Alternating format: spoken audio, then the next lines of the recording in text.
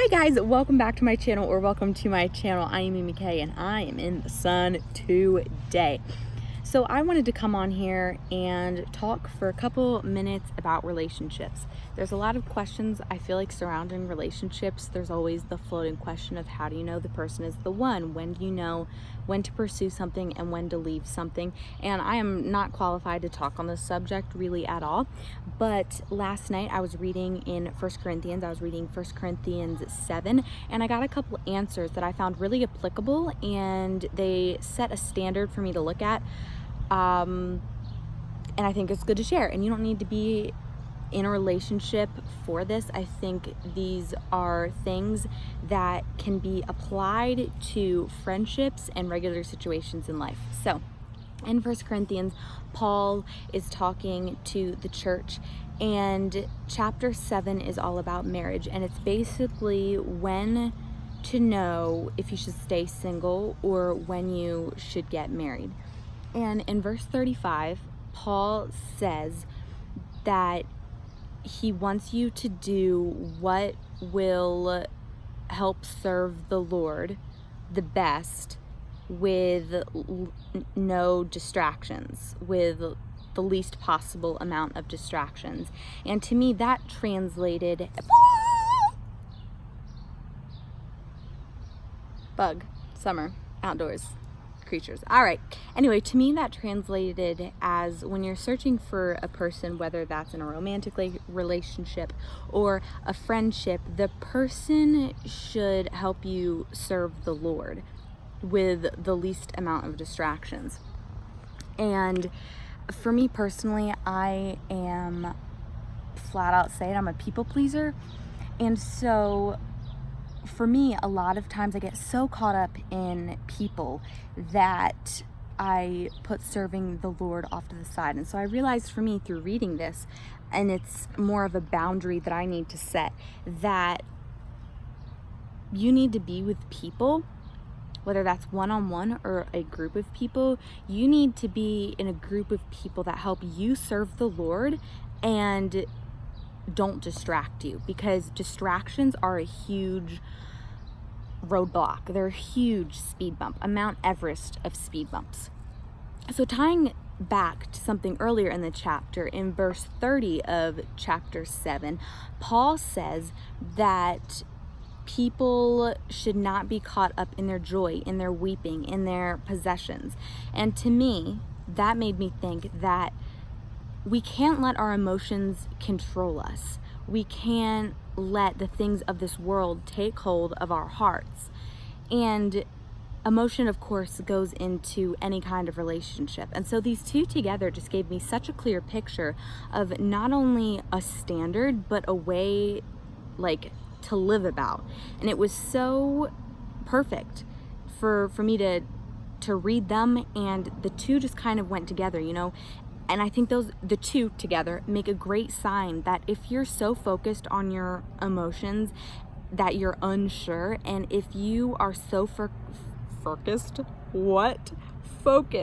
on a person that they're distracting you from God and from serving the Lord, which is your purpose in life. Your purpose is not to please somebody else. The goal is eternity in heaven with God.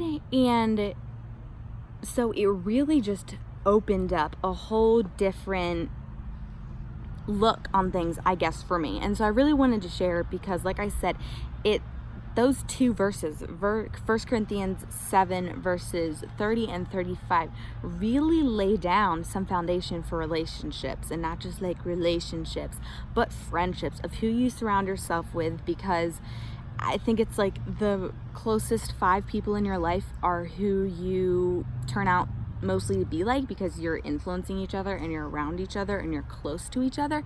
And so if the people in your life are distracting you and you're being more pulled towards the world than to heaven, then they're not the people that you should be in any type of relationship with, Yesterday's verse on the Bible app, if you have the Bible app, you can have the option to have a verse on your home screen every day. And the verse yesterday was, above all else, guard your heart.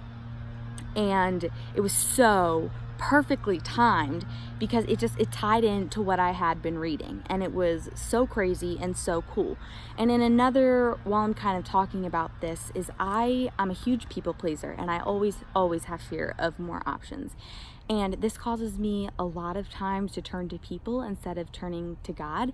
And it's another roadblock for me. It's something I'm really trying to work on. But God reminded me single-handedly, just popped it into my head, John 15:4, which says, "Remain in me and I will remain in you." And it continues to talk about branches and fruit, and that there won't be produced fruit if you're not with the Lord. Like, without him, you are nothing. And it all in my head ties together. But I'm just learning so much in this season of life that you cannot turn to people, because people will not fulfill you. They cannot fulfill you. The fulfillment is found with God. And another thing for me is that I crave to be understood.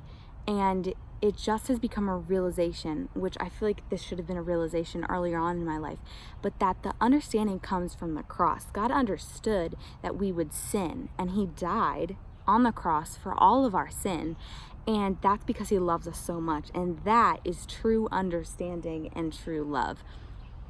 And yeah, so this is just something that it seems so simple. Like, you always hear equally yoked. That means being on the same page spiritually and being able to push each other closer to Christ. But I don't know that it ever clicked in my head like it did last night when I was reading in 1 Corinthians, and everything kind of made sense.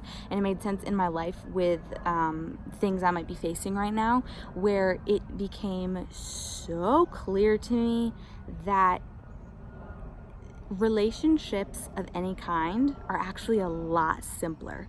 Sure, they take work, which is the not simple part, but the base of it is that somebody should be walking beside you, encouraging your walk with Jesus, and should not be consuming your head with becoming a distraction, and you shouldn't be all over the place. I feel like emotionally you should have peace, because you can't be tied down to these emotions that control you. It's the baseline.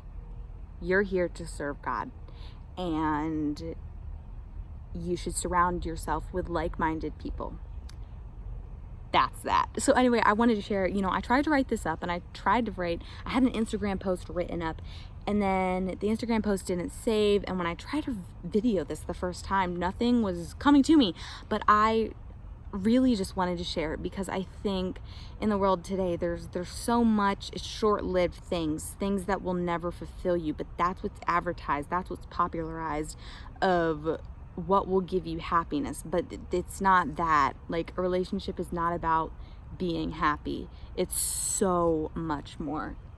Oh my gosh, I swear, do y'all hear that? Okay, a bird just pissed at me or something. Anyway, I just wanted to share that with you all today. I know I haven't posted a video in like a hot tamale of a minute, but yeah, so that's that. And I don't have anything else to say, so I'm gonna go.